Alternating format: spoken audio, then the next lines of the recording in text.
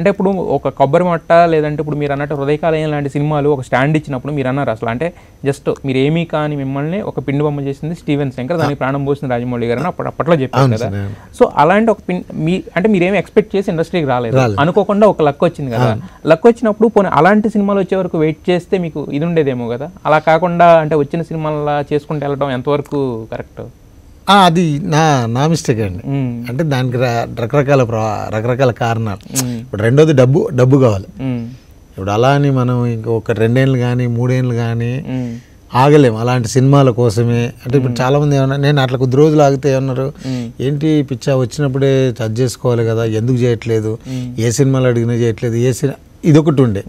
సరే అంటే మనము ఎవరిని మీరు కరెక్ట్ చేయలేరు అని చెప్పలేం కదా, దానివల్ల ఒప్పుకోవాల్సి వచ్చింది.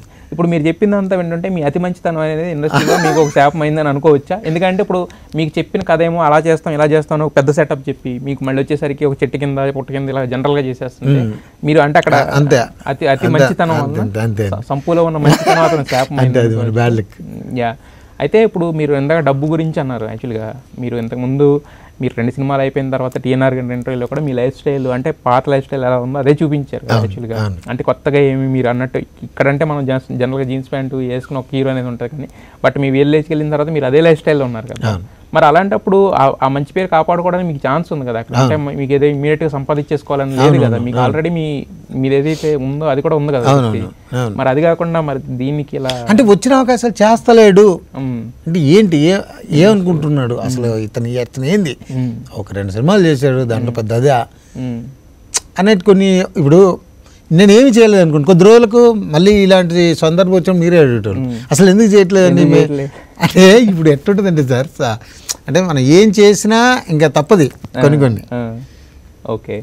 అయితే ఇప్పుడు సంపూర్ణేష్ బాబు ఇప్పుడు హీరో అయ్యాడు sir. Sampoornesh Babu hero అవ్వకముందు hero అయిన తర్వాత మీలో మీరు చూసుకున్న మార్పు ఏంటి? చాలా సార్. అంటే ప్రతిదీ అంటే మన జీవన విధానం బట్ అంటే నేను మామూలుగా ఉంటున్నా కానీ ప్రతిదీ మారిపోయింది.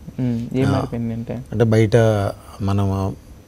మన సర్కిల్ కానీ లేకపోతే మన మెయింటెనెన్స్ కానీ లేకపోతే ఇప్పుడు ఇప్పుడు మా పిల్లలు ఇలా ఉండాలి, సంపూర్ణ బాబు కూతుర్లు ఒక చారి కూతుర్లకు సంపూర్ణ బాబు, చారి ఫ్యామిలీకి సంపూర్ణ ఫ్యామిలీకి అంటే ఎవ్రీథింగ్ కొంత అంటే 100కు అప్పుడు ఎంత సార్ ఒక 10,000 సంపాదించేవాళ్ళు నెలకి. ఇప్పుడు అలాంటి 10,000 నెలలో ఎన్నోసార్లు వచ్చిపోతున్నాయి కాబట్టి కొంతవరకు అయితే మార్పు ఉంది.